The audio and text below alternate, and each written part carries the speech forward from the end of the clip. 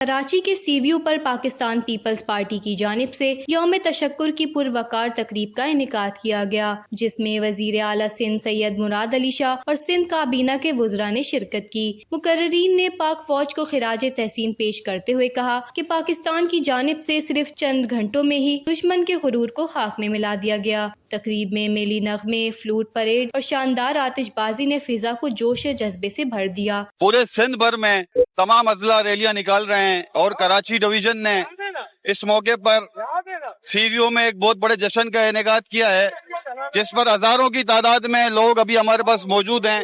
آپ دیکھیں 7 بجے کا ٹائم ہے، 6 بج گئے ہیں اور کافی گاڑیاں اور پیچھے آنی ہیں۔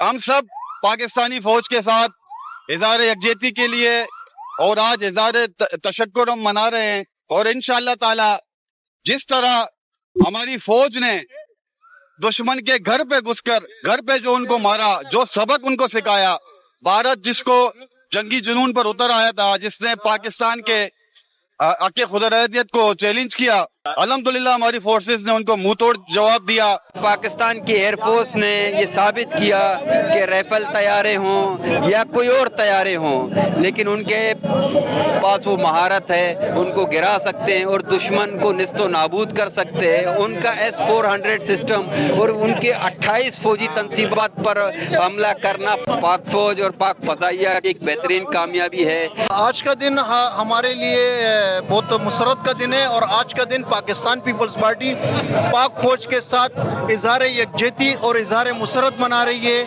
پاک آرمی اور فضائیہ وہ کام کر دکھایا کہ انڈیا صدوں تک اپنے خواب میں یہ دیکھے گا کہ اپنے بچوں کو بھی یہ کہے گا کہ سو جاؤ، نہیں تو پاکستان کا آرمی تیار ہے۔ انڈیا کو جو عبرتناک شکست دی ہے، اس خوشی میں آج جیالے ڈسٹرکٹ کیماڑی کے صدر کے قیادت میں یہاں بڑی تعداد میں موجود ہیں۔ اس موقع پر وزراء کا کہنا تھا کہ آج پوری قوم پاک فوج کے ساتھ کھڑی ہے اور دشمن کو منہ توڑ جواب دیا جائے گا۔ وش نیوز، کراچی۔